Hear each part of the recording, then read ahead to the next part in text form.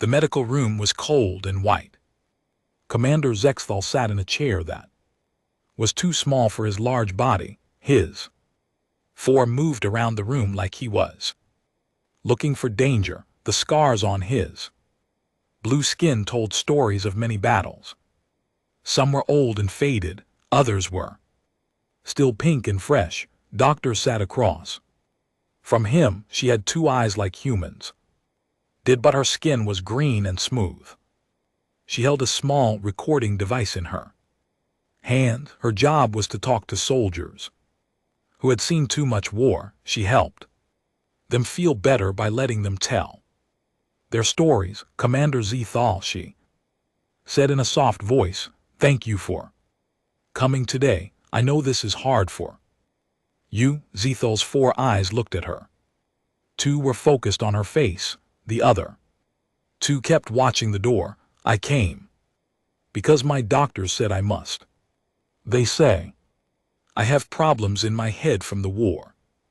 The Third Galactic War was terrible for everyone." Dr. Nara said, "You fought for 3 years. You saw many battles. It is normal to have problems after such things." "Normal," Zethal repeated the word like it tasted bad. "Nothing about that war was normal, especially not the humans." Dr. Velnara leaned forward a little. Other soldiers had talked about humans before. They always got upset when they did. "Would you like to tell me about the humans?" Zexthal was quiet for a long time. His breathing got faster. One of his hands started to shake. "They are not like us, not like any species in the galaxy. When I first heard about them, I thought they were just another weak race from a small planet Earth." Dr. Velnara said, "Yes. Earth. A world with too much water and too much gravity. We all thought they would be easy to defeat if they ever caused trouble. They were new to space travel. Their weapons were simple. Their ships were slow." Zexthal stopped talking and stared at the wall. "But you were wrong," Dr. Nara said gently. "We were all wrong." Zexthal's voice was very quiet now. "The first time I saw humans fight was at Proxima Station.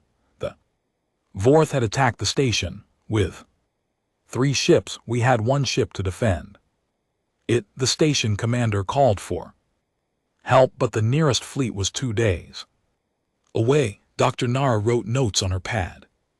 "What happened? A human ship arrived first, just 1 ship with maybe 50 soldiers on it. The Vorth had 300 fighters. Any smart commander would have run away or waited for more help. But the humans did something else." Zexthal stood up and walked to the window. Outside, ships moved slowly through space around the medical station. Their captain was named Jake Morrison. I met him later. He was not very tall and he smiled too much. He looked like he thought war was fun. He attacked with just 50 soldiers. He did more than attack. He planned something that no military school teaches. While the Vorth were busy shooting at the station, Morrison sent half his soldiers in small ships around the back. The other half went straight at the biggest 4th ship. Dr. Nara looked confused. "That sounds like suicide." "That is what I thought too, but humans think different than us." Morrison knew the Vorth would focus on the soldiers coming straight at them, so the soldiers going around the back could get close without being seen. Zexthal sat back down. His hands were shaking more. "Now, I was on the station watching. Through the cameras, I saw the humans in the direct attack get shot at by hundreds of weapons. Their small ships were hit again and again. Some exploded, but the ones that were still flying kept coming." "Did they retreat?" "Humans do not retreat. That is what I learned that day." One of their Ships lost its engine, but the pilot kept flying toward the enemy. His name was Lieutenant Amy Sullivan. Her ship was on fire, but she flew it right into the side of a fourth ship. Dr. Hernara stopped writing. She killed herself. She saved everyone else. Her ship explosion made a hole in the fourth ship. Human soldiers from the back attack flew through that hole and took over the ship. From inside, in 10 minutes they controlled the biggest enemy ship. Zexthal rubbed his forehead with two of his hands, but that was not the strangest part. After the battle I went to help with the wounded. There was a human medic named Lisa Hayes. She had burns on her arms and legs from plasma fire. Any other species would be in a medical bed for weeks. What was she doing? Working. She was treating wounded soldiers and fixing broken equipment. When I told her she needed medical care, she laughed. She said her job was to help others, not worry about herself. Dr. Nara put down her pen. How badly was she hurt? Bad enough that most species would die.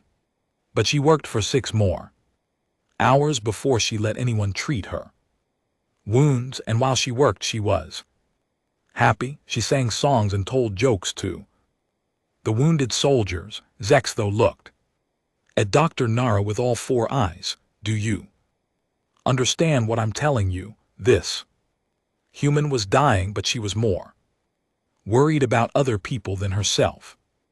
And she was happy while doing it. That does seem unusual. Zex laughed, but it was not a happy sound. I have fought beside Kratari warriors who are famous for being brave. I have seen Zenith soldiers who never show fear, but humans are different. They do not just ignore pain and death. They seem to enjoy fighting against impossible odds. Doctor picked up her pen again. Tell me more about Captain Morrison. After the battle I talked to him. I asked him why he attacked when he was so outnumbered.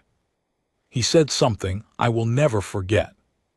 He said that humans learned long ago that running away just means you have to fight the same battle later, but from a worse position. That sounds reasonable. Maybe to you, but then he said something else. He said that humans do not fight just to win battles. They fight to make sure their enemies never want to fight them again. Sex stood up again and walked around the room. I thought he was just talking big. Many young soldiers do that after their first victory, but I was wrong. Over the next 3 years I saw humans fight in dozens of battles. They never ran away. Not once. Never. Never. I saw human soldiers with broken bones keep fighting. I saw them share their food with wounded enemies. I saw them cry when their friends died, then smile when they talked about getting revenge. Dr. Nara looked at her notes.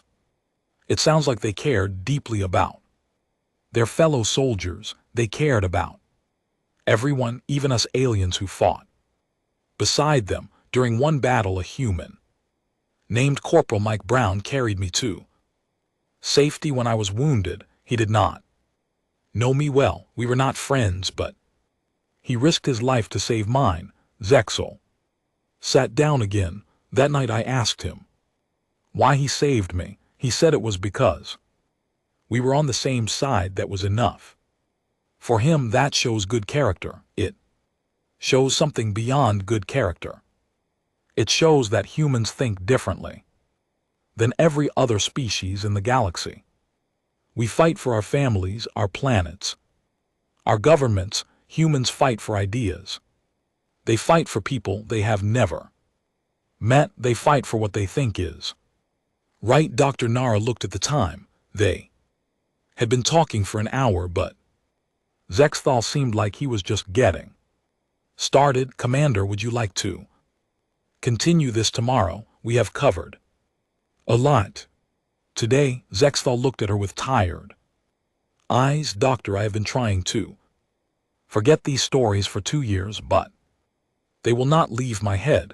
Maybe if I tell them all to you, they will finally let me sleep. We can continue if you feel up to it. I need to tell you about Alter Prime. That is where I really learned what humans are capable of. That is where I saw them do things that still give me nightmares. Dr. Velnara saved her recording and started a new file.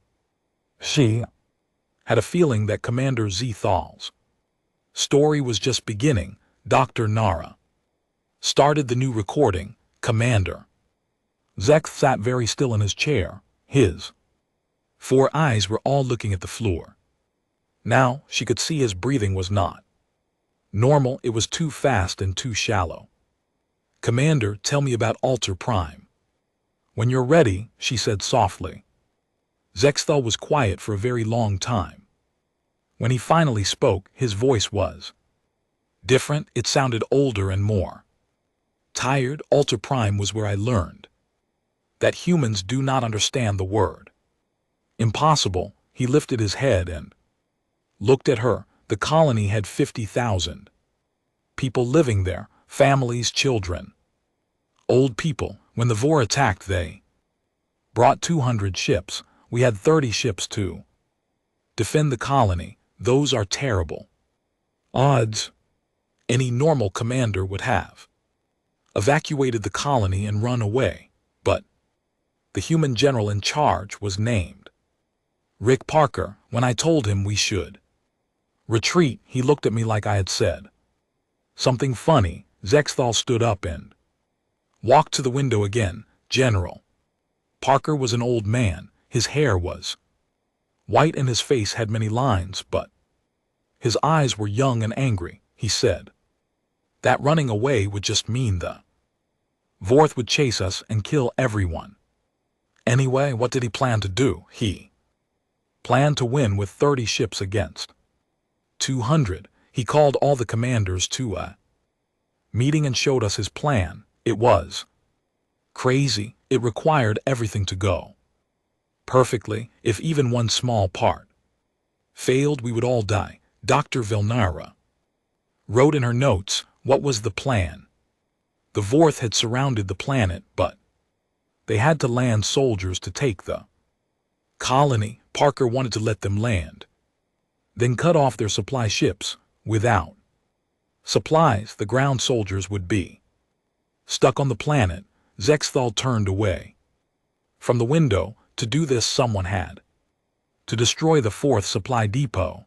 It was heavily guarded and far behind enemy lines. Getting there would be almost impossible. Getting back would be completely impossible. Did anyone volunteer? Before Parker could even ask, a human sergeant named Tony Brooks raised his hand. He said his demolition team could do the job. Parker asked him if he understood that it was a one-way mission. Brooks smiled and said that just meant they did not have to worry about saving fuel for the trip home.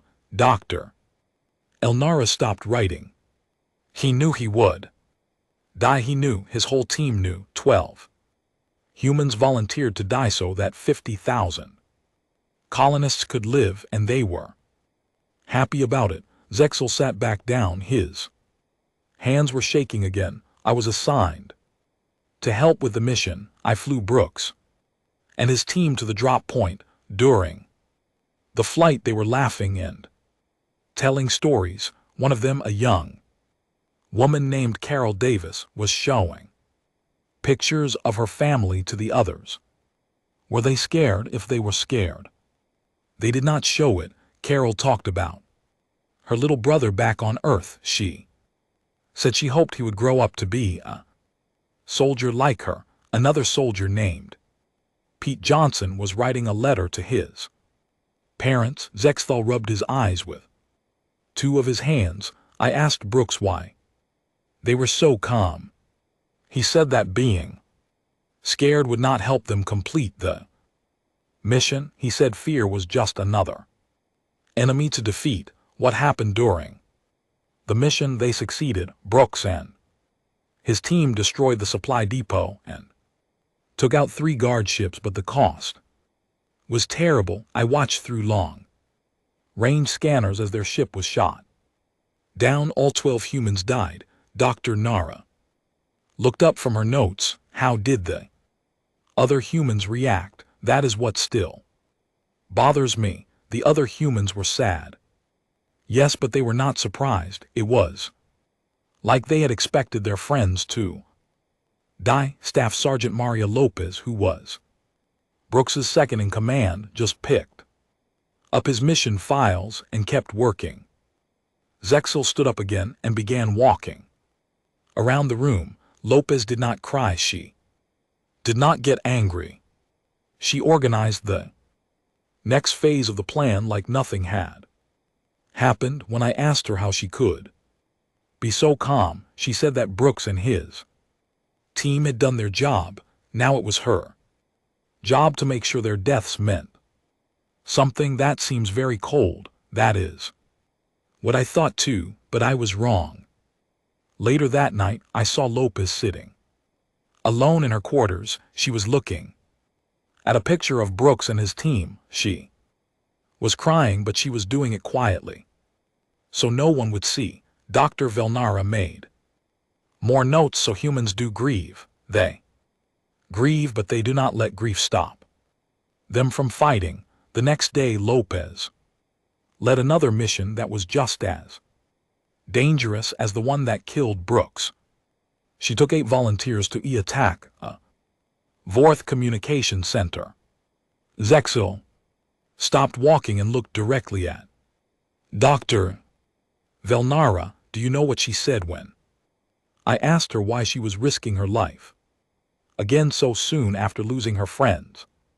She said that Brooks and his team had opened a door for them. It would be an insult to their memory if she did not walk through it. Did her mission succeed? It succeeded, but Lopez was badly wounded. A plasma blast hit her in the chest and burned through her armor.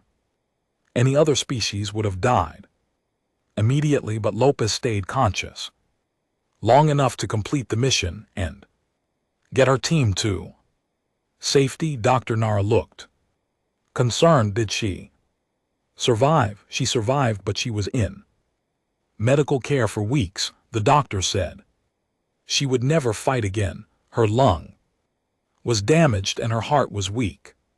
But 3 months later, she was back on duty. Zexthal sat down heavily in his chair.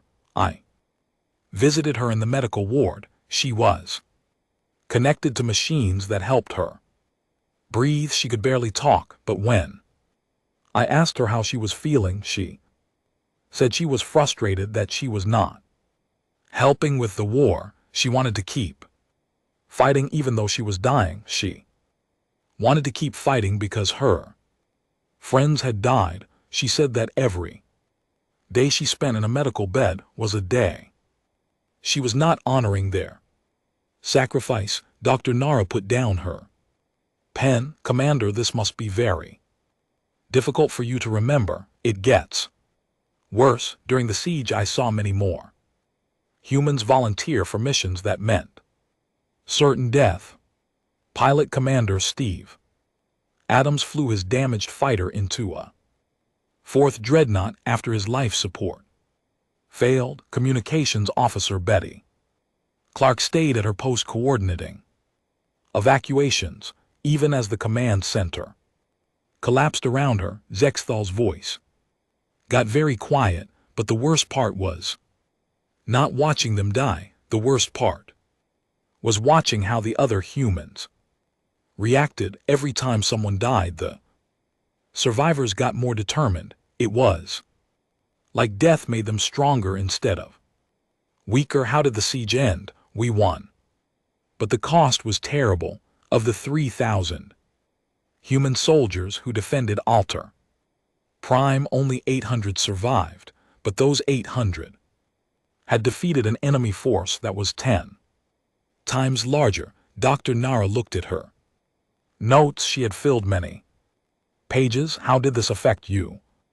Personally, I started to understand that humans are not like other species. When my people fight, we fight to protect what we love. When humans fight, they fight to destroy what they hate, and they hate anyone who threatens innocent people. Zexthal looked at his hands.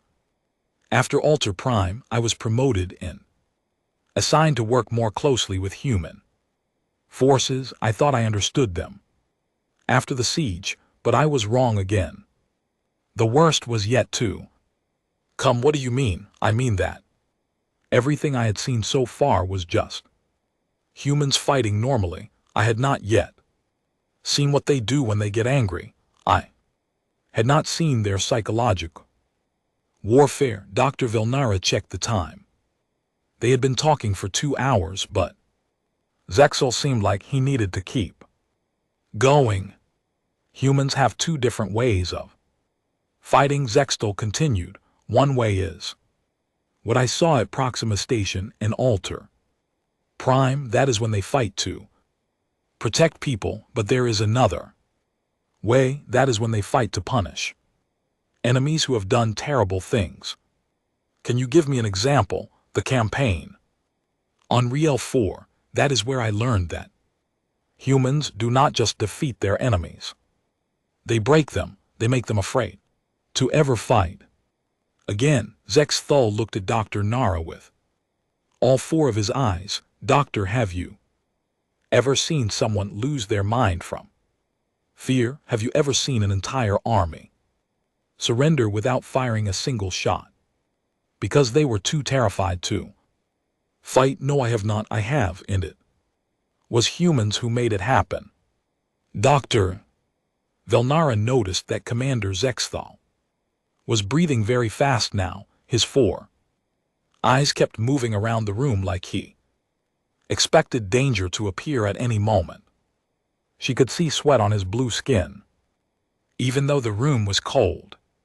Commander, would you like to take a break? She asked gently. No, Zexthal said quickly. I need to tell you about Riel 4. I need someone to understand what I saw there, what the humans did there. He stood up and walked to the corner of the room. The Vor had taken over Riel for 6 months before we arrived. They had built 3 large military bases and brought in 50,000 soldiers. The planet was completely under their control. Dr. Nara waited for him to continue. She could see that this memory was especially hard for him. The human commander was Major Dan Carter. He was different from the other human officers I had met. He was very quiet, and he watched everything. His eyes were cold like winter ice. Zexthal turned to face her. Carter did not plan to attack the Vorth bases directly. He said that would waste too many lives. Instead, he was going to make the Vorth want to leave on their own. How could he do that? Psychological warfare. Carter had studied the Vorth for years. He knew how their minds worked. He knew what scared them. Zexthal sat back down but kept moving in his chair like he could not get comfortable. Carter had specialists working for him. There was Corporal Julie Martin, who was an expert with computers. Sergeant Kevin White knew how to make special equipment. Together they created something terrible. What did they create? Fear.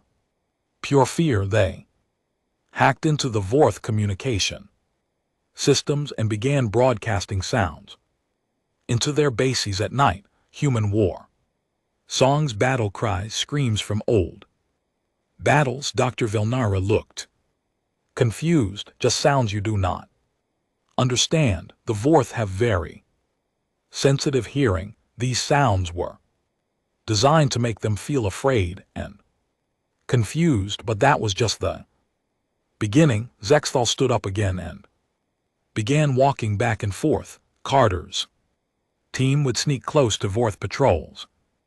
At night, they would leave behind small items, a human military badge here, piece of torn uniform there. Sometimes they would leave pictures of what? Pictures of dead Vorth soldiers. From other battles, pictures of destroyed Vorth ships, pictures of human soldiers smiling while standing over enemy bodies. Dr. Nara stopped writing. That seems very cruel. It was cruel, but it was also very effective. The Vorth soldiers began to believe that humans were everywhere. Watching them, hunting them, they started to shoot at shadows. They stopped going out alone. Zaxith's voice got quieter, but the worst part was what Carter did with the recordings. He had videos of human special forces operations from other planets, videos that showed humans doing impossible things. What kind of impossible things? I saw one video where a single human soldier named Sergeant Paul Davis attacked a 4th patrol of 12 soldiers. He used only primitive weapons, a knife, a club. His bare hands. Zexthal stopped walking and looked directly at Dr. Nara. Davis killed 11 of the 12 Vorth soldiers. He let the last one live on purpose. He wanted that soldier to go back and tell his commanders what he had seen. One human against 12 trained soldiers. Davis moved like a ghost. He appeared from shadows and disappeared again. Vorth soldiers could not hit him with their weapons. They were too afraid and too confused. By the time they understood what was happening, most of them were already dead. Dr. Velnara put down her pen. How is that possible? Humans train for this their whole lives. They study every form of combat. They learn to fight in every situation. Davis was not just a soldier, he was a weapon. Zexthal sat down again, but immediately got back up. Carter showed these videos to captured Vorth soldiers. He would play them over and over until the prisoners were too scared to think clearly. Then he would release them back to their own forces. He released enemy prisoners. He wanted them to spread fear among their own troops, and it worked. Within 2 weeks, entire Vorth units were refusing to leave their bases. They were afraid that humans were hiding everywhere waiting to attack. Dr. Velner made notes quickly. What happened next? Carter escalated his campaign. His team began staging fake attacks. They would set off explosions near Vorth bases but never actually attack. They wanted the Vorth to think they were under assault, but when they came out to fight, there would be no one there. Zexthal rubbed his forehead with 2 hands. The Vorth soldiers began to crack under the pressure.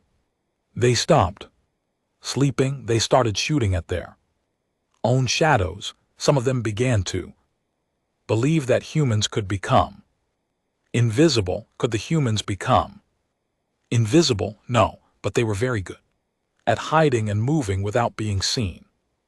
Carter had learned this from studying ancient human military tactics, something called guerrilla warfare. Dr. Belnara looked up from her notes. How long did this continue? 3 months. For 3 months, Carter's team of only 20 humans terrorized 50,000 Vorth soldiers. The enemy never saw more than 1 or 2 humans at a time, but they believed they were surrounded by thousands. Zexthal's hands were shaking badly now. I was there when Carter finally revealed himself to the 4th commander. He walked into the main enemy base alone and unarmed.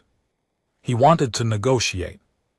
That sounds very dangerous. It should have been suicide, but the 4th commander was too afraid to arrest him. Carter sat down at the negotiation table and smiled. He said he had a message for all fourth forces in the sector. Dr. Velnara waited for him to continue. Carter said that what had happened on Riel 4 was just a small example of what humans could do. He said that if the Vor continued to fight, every planet they occupied would become like Riel 4. Every Vorth soldier would live in constant fear. Zex looked at the floor, then Carter showed the Vorth commander something that made my blood freeze. He had files on every Vorth base in the sector. He knew their locations, their defenses, their supply schedules. He had been planning to do to all of them what he had done on Riel 4. How did he get that information? His intelligence officer was Captain Ellen Foster. She was even more frightening than Carter. Foster could hack into any computer system. She could intercept any communication. She knew things about the Vorth that their own commanders did not. No, Dr. Velnara wrote more notes. What was the result of the negotiation? The Vorth commander agreed to evacuate all forces from the sector. Within 1 month, 50,000 soldiers surrendered to 20 humans. Without firing a single shot, Zexthal stood up and walked to the window. But that was not the end. Carter made the Vor commander send a message to all other Vorth forces. The message said that humans were not normal enemies. It said that fighting humans meant accepting that every day would be filled with fear and every night would be filled with nightmares. Did other Vorth forces receive this message? They did, and many of them began to withdraw from human territory without being asked. Psychological campaign on Riel 4 ended. Conflicts on dozens of other planets. Dr. Nara looked at her notes. She had filled many pages. Commander, how did witnessing this affect you? I began to understand that humans fight on 2 levels. They fight with weapons and ships like everyone else, but they also fight with ideas and emotions. They attack the mind as well as the body. Zexil turned away from the window. I realized that when humans decide to go to war, they do not just plan to defeat their enemies. They plan to make sure those enemies never want to fight anyone ever again. That seems very thorough. It is more than thorough. It is terrifying, because it means that humans do not see war as just another political tool. They see it as a way to change how other species think and behave. Dr. Nara, check the time. Commander, we have been talking for 3 hours. Are you sure you want to continue? I must continue, because what I saw on Riel 4 was nothing compared to what happened during the Honor Guard incident. That is when I learned what humans do when they become truly angry. Zexthal looked at her with all 4 eyes. Doctor, everything I have told you so far happened when humans were being professional soldiers, but there is something else. Something that happens when humans stop being professional and start being personal. What do you mean? I mean what happens when you hurt someone a human cares about. I mean what happens when you make a human angry instead of just making them fight. Dr. Velnara saved her recording and started a new file. She had a feeling that the worst parts of Commander Zethal's story were still to come. Dr. Velnara watched Commander Zethal carefully. He was shaking all over now. His 4 eyes kept blinking very fast. She had never seen anyone this upset. During an interview, Commander, we can stop here if you need to. She said no. Zexthal whispered, I have carried this story for 2 years. It wakes me up every night. Maybe if I tell it to someone, it will finally leave me alone. He walked to the wall and leaned against it like he was too tired to stand on his own. The honor guard incident happened 6 months before the war ended. I was assigned to protect Ambassador Threndal. During peace talks with the Vor, Dr. Velnara prepared a new page in her notes. What was your role? I was the security coordinator for the alien forces. We had 20 guards from different species. The humans only sent 8 soldiers, but their commander said 8 was enough. Zexthal closed his eyes. The human commander was Captain Frank Turner. He was older than most human soldiers, maybe 40 years old. He had gray hair and scars on his hands from old battles. What were the other humans like? There was Sergeant Carol Johnson. She was very young, maybe 25. She had bright blue eyes and she smiled often.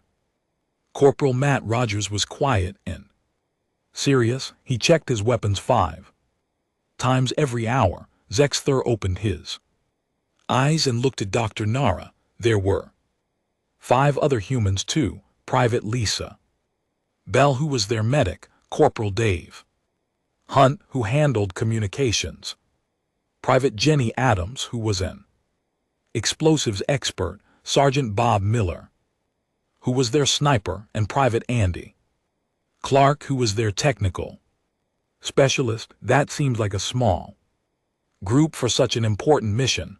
I thought so too. I asked Captain Turner if he wanted more soldiers. He said that 8 humans were worth 50 soldiers from any other species. At the time, I thought he was just being proud. Dr. Nara made notes about the team composition, what happened during the peace talks. The talks were going well. Ambassador Threndal was very skilled at negotiations. It looked like we might actually end the war without more fighting. Then everything went wrong. Zexil pushed himself away from the wall and began walking around the room again. 4th extremists attacked the diplomatic compound. They had been planning it for weeks. 50 heavily armed soldiers came through the main gate, while more attacked from the roof. How did the security forces respond? We followed standard protocol. All alien guards fell back to defensive positions. Around the ambassador, we built barriers and waited for reinforcements. It was the correct military response. Dr. Velnara looked up from her notes. But the humans did something different. The humans did the opposite of everything we were taught. Instead of falling back, they advanced toward the enemy. Captain Turner told his team to split up and attack from different directions. Zexthal stopped walking and stared at the floor. I was watching through security cameras. I saw Sergeant Johnson run directly into enemy fire. She was not wearing heavy armor like the Vorth soldiers, just light combat gear. That sounds very dangerous. It should have been suicide. The Vor had plasma rifles and explosive weapons, but Johnson moved like she could see the future. She dodged weapons fire that should have killed her. She rolled behind cover just before explosions went off. Dr. Velnar wrote quickly. Was she hit? She was hit multiple times. I saw plasma bolts burn through her armor and into her shoulder and leg, but she did not slow down. She kept moving toward the enemy like the pain meant nothing to her. Zexthal's voice got very quiet. While she was attacking, Johnson was also carrying wounded diplomats to safety. She would grab an injured alien with one hand and shoot at enemies with the other hand, all while her own blood was running down her armor. How many diplomats did she save? 7. She carried 7 wounded aliens to safety while fighting off dozens of Enemy soldiers by the time she reached the safe room. She had lost so much blood that she could barely stand. Dr. Velnara looked concerned. Did she survive? She survived, but that is not the important part. The important part is what she did next. Even though she was badly wounded, she immediately started treating the injured diplomats. She ignored her own injuries completely. Zexthal sat down in his chair but immediately stood up again. I went to help her with the wounded when I told her she needed medical attention. She said that her job was to protect others, not herself. She said she could die later after everyone else was safe. What about the other humans? Corporal Rogers was fighting in the main corridor. His weapon had been destroyed by enemy fire, but he kept fighting with a piece of broken metal. I watched him hold off 3 soldiers using just a sharp piece of debris. Dr. Velnara stopped writing. How is that possible? Rogers was fast and smart. He used the environment as a weapon. He broke lights to create darkness. He used furniture as shields. He turned the corridor into a trap for the enemy soldier. Zexthal's hands started shaking again, but the worst part was watching Captain Turner. He had been separated from his team and surrounded by enemy forces. Any normal soldier would have surrendered or tried to escape. What did Captain Turner do? He smiled. I was watching through a security camera and I saw him smile at the enemy soldiers. Then he pulled out a grenade and activated it. Dr. Velnara dropped her pen. He killed himself. He killed himself and took 6 enemy soldiers with him, but before he died, he used his radio to give orders to his team. His last words were instructions on how to complete the mission. Zethal walked to the window and pressed his forehead against the glass. Captain Turner died laughing. He was happy that his death would help save the diplomats. He was happy that his team could finish the job. How did his team react? That is what still haunts me. The other humans heard their captain die over the radio. They heard him laugh as he killed himself, and they did not stop fighting. They did not get emotional. They just followed his final orders. Dr. Nara picked up her pen with shaking hands. What were his orders? To secure the compound and protect the diplomats at all costs. So that is what they did. Sergeant Johnson continued fighting even though she was bleeding badly. Corporal Rogers cleared the main corridor room by room. The others worked together to eliminate the remaining attackers. Zexthal turned away from the window. Within 1 hour, 7 humans had defeated 54 soldiers. The attackers were all dead or captured. The diplomats were safe. The peace talks could continue. That seems like a victory. It was a victory, but the cost was terrible. Captain Turner was dead. Sergeant Johnson was badly wounded. 3 other humans had injuries that would have killed most species. Dr. Velnara looked at her notes. How did the surviving humans behave after the battle? That is what I will never understand. They did not celebrate their victory. They did not mourn their captain immediately. They filed their mission reports. They secured the area. They treated the wounded. Zexthal sat down heavily in his chair. I found Corporal Rogers cleaning his weapon in the armory. His hands were covered in blood, but he was calmly maintaining his equipment. When I asked him how he was feeling, he said the mission was successful, and that was all that mattered. When did they grieve for Their captain, later that night I walked past their quarters, the door was open and I could see inside. All 7 surviving humans were sitting together. In silence, some were crying, others were just staring at the wall. Dr. Velnara made more notes. So they do feel emotions. They feel emotions, but they control them completely. They grieve when the mission is over. They celebrate when the war is won, but during the fighting they are like machines that think and feel, but never let feelings control their actions. Zexthal looked at Dr. Nara with all 4 eyes. Do you understand what I am telling you?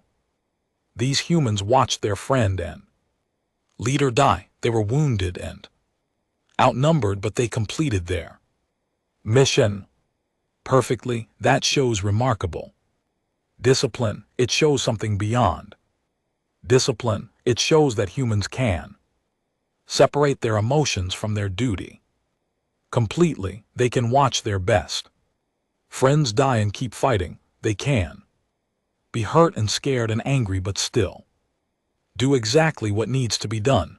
Dr. Velnara put down her pen. Commander, how did this experience change you? I began to understand that humans are not just good soldiers, they are perfect soldiers. They do not let fear or pain or grief stop them from doing their job. Zexthal's voice became very quiet, but I also learned something else that night. I learned what happens when humans stop being professional soldiers and start being angry humans. What do you mean? The next day, we received intelligence about who had planned the attack on the diplomatic compound. The surviving humans asked permission to hunt down the extremist leaders. Dr. Velnara looked up from her notes. Were they given permission? They were given permission. And that is when I saw what humans do when they are not just fighting to complete a mission. That is when I saw what they do when they are fighting for revenge. Zexthal stood up and walked to the door. The doctor, everything I have told you so far happened when humans were being professional, but there is one more thing I must tell you. One more thing that will help you understand why I can never sleep peacefully again. What is that, Commander? I must tell you about the final battle of the war. I must tell you about what humans do when they stop holding back. Dr. Nara could see that Commander Zethal was at his breaking point. His 4 eyes were red and tired. His whole body was shaking, but he seemed determined to finish his story. Commander, this is the last part. Take your time, she said gently. Zexal nodded and sat down. The final battle happened 3 months after the honor guard incident. The Vor had gathered their remaining forces for one last attack. They brought everything they had left, 500 ships and 200,000 soldiers. He paused and took a deep breath. Our forces were much smaller. We had 100 ships and 50,000 soldiers, but 20,000 of those soldiers were humans. Dr. Velnara prepared her notes. Who was in command? Admiral Grace Bennett commanded the human fleet. She was different from the other human officers I had met. She was very calm and spoke softly, but her eyes were like fire. Zexthal looked at the wall. Admiral Bennett had read the reports about the honor guard incident. She knew that Captain Turner had died protecting diplomats. She knew that her people had been attacked while trying to make peace. How did this affect her? She called a meeting of all commanders. When she spoke, her voice was still soft and calm, but her words were like ice. She said that the Vorth had shown they could not be trusted. She said they had proven they did not want peace. Dr. Elnara wrote quickly, What did she plan to do? She said that if the Vorth wanted war, then they would get war, but not the kind of war they expected. She said the humans were done being professional soldiers, now they were going to be themselves. Zexthal stood up and walked to the window. I did not understand what she meant at first, but I learned during the battle. I learned what humans are really like when they stop holding back. What happened during the battle? The Vorth attacked our defensive line with everything they had. Their plan was simple: use their superior numbers to overwhelm us quickly. It should have worked. Sexel's voice got quieter, but the humans did something I had never seen before. They did not wait for orders. They did not follow standard tactics. They just fought.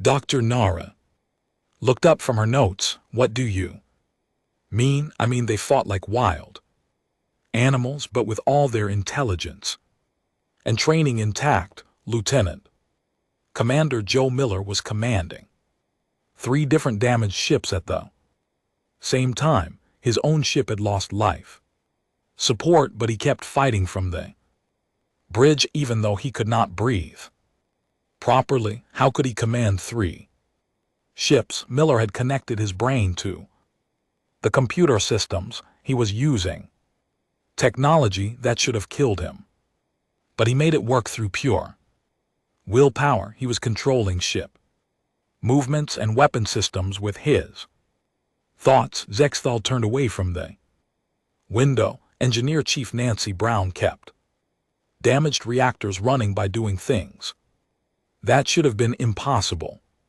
She was crawling through radiation-filled engine rooms with no protection. She was welding broken pipes while plasma fire burned around her. Was she not afraid of dying? She was afraid of failing. I heard her talking to her team over the radio. She said that every minute their ship stayed operational was another minute their friends could keep fighting. Dr. Velnara made more notes. What about the ground forces? Staff Sergeant Roy Campbell led a ground assault that broke every rule of military strategy. He took 500 human soldiers and attacked a 4th force of 10,000 without air support, without heavy weapons. Zexel sat back down. Campbell's soldiers moved like ghosts through the battlefield. They used the environment as a weapon.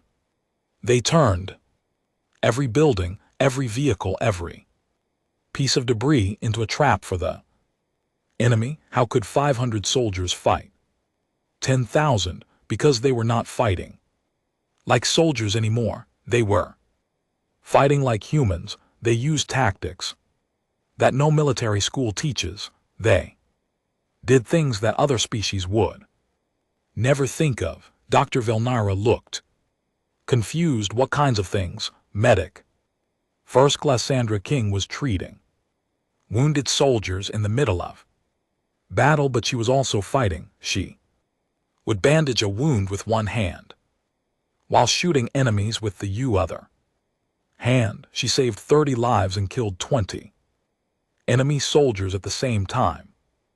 Zexthal's hands started shaking again. But the most frightening thing was how they worked together. They did not need to talk to each other. They moved like they were all parts of the same organism. Can you give me an example? I watched a squad of 8 humans surround a 4th position that had 40 defenders. The humans did not discuss their plan. They just moved. Each human knew exactly what the others would do. Dr. Velnar wrote quickly what happened. The humans attacked from 8 different directions. At exactly the same time, they moved like they had practiced this specific attack for years, but they had never worked together before that day. Zexthal stood up and began walking around the room. The 4th soldiers were completely confused. They did not know which way to Shoot every time they focused on one human, 3 others would attack from behind. Did the humans win? They won. But that is not the important part.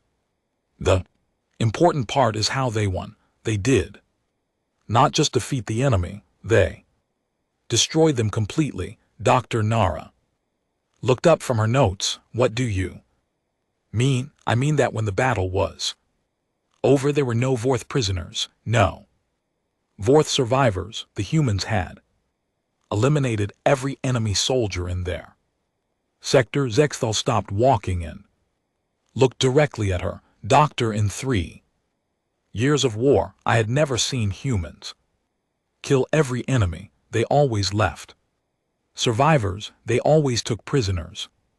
But not this time. Why was this battle different? Because this time they were angry, really angry. The Vor had attacked diplomats during peace talks. They had killed Captain Turner while he was trying to protect innocent people. Dr. Velnara put down her pen. So the humans were fighting for revenge. They were fighting for justice, but human justice is absolute. They decided that any species that would attack during peace negotiations could never be trusted, so they made sure the Vorth could never attack anyone again. Zexthal sat down heavily. The battle lasted 18 hours. When it was over, the entire Vorth fleet was destroyed. All 200,000 enemy soldiers were dead. The humans had won a complete victory. What were the human casualties? 7,000 humans died in that battle, but the remaining 13,000 had accomplished something that will be remembered forever. They had ended the 4th threat permanently. Dr. Velnara made notes with shaking hands. How did this affect you personally? I finally understood what humans really are. They are not just another species that is good at fighting. They are something completely different. Zex looked at her with all 4 eyes. Other species fight to survive. Humans fight to win, and they will keep fighting until winning is the only possible outcome. What do you mean? I mean that humans do not accept defeat ever. If you hurt them, they will hurt you back 10 times worse. If you threaten their friends, they will destroy you completely. If you make them angry, they will never stop hunting you. Dr. Velnara looked at her notes. She had filled more pages than any previous interview.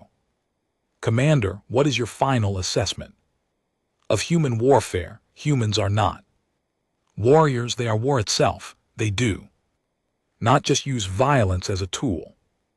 Violence is part of their nature, but they control it completely until they decide to let it free. Zexthal's voice became very quiet. Doctor, I have fought beside the bravest soldiers in the galaxy. I have seen species that are famous for their courage and skill, but humans are different from all of them. How are they different? Because when humans go to war, they do not fight to defeat their enemies. They fight to teach their enemies never to fight anyone ever again. Dr. Velnara stopped writing. What happened after the final battle?